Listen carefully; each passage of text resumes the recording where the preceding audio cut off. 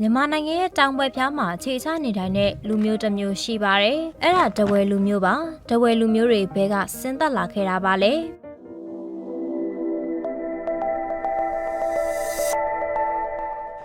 တဝဲဆိုတာတိဘက်မြန်မာနွယ်ဝင်မြန်မာလူမျိုးတစ်မျိုးပါကိုးကွယ်မှုတလေးနဲ့ဝစ်စားဆင်မှုကမြန်မာနဲ့တူပါတယ်တဝဲလူမျိုးတွေရဲ့မူလဇင်မြစ်ကတော့ရခိုင်ဆိုပြီးဆွဲဆောင်ကျဲပညာရှင်တွေကရေးပါတယ်ရခိုင်ကမ်းခြေကရခိုင်တွေကတနင်္သာရီပင်လယ်ကမ်းမြောင်ဘက်ကိုတွားရောက်နေထိုင်ခဲ့ပြီးအဲဒီကနေဆင်းသက်လာသူတွေကိုတဝဲလို့ခေါ်ခဲ့ကြတာပါတဝဲစကားကလည်းရခိုင်နဲ့ဆက်နွယ်ပါတယ်။ကုန်းမောင်ခေစင်မြူရှင်မင်းလက်ထက်မှာလည်းတဝဲကခေါ်ဆောင်လာတဲ့တဝဲသားတွေကိုချီးမြှောက်တဲ့အနေနဲ့တဝဲဆောင်ဆိုပြီးထားခဲ့ပါတယ်။မြန်မာမင်းတို့ရဲ့အမှုထမ်းရာတန်းစည်ရင်မှာလည်းတောင်တဝဲဘို့မြောက်တဝဲဘို့ဆိုပြီးခံထားတာလည်းရှိခဲ့ပါတယ်။ရှမ်းပြည်နယ်ကအင်းသားတွေဟာလည်းတဝဲဆက်နွယ်လို့ဆိုကြပါတယ်။မြန်မာပြည်တောင်ဘက်ကတဝဲလူမျိုးနဲ့အင်းသားတွေရဲ့ချိတ်ဆက်ကိုတော့ရှာလို့မတွေ့သေးပါဘူး။တဝဲမျိုးတည်ထားတာနဲ့ပတ်သက်ပြီးကွဲလဲမှုတွေလည်းရှိနေပါတယ်။တချို့ကတော့နရပတိစီသူမင်းကြီးကတောင်ကွယ်မြို့ကိုတီထောင်ခဲ့ပြီးအဲ့ဒီတောင်ကွယ်ကနေတဝဲဆိုပြီးဖြစ်လာရဲ့လို့ယူဆကြပါတယ်။တဝဲရာဇဝင်ဆရာတွေရဲ့ယူဆချက်ကတော့တဝဲစားဦးနဲ့လကခရစ်နှစ်1948မှာ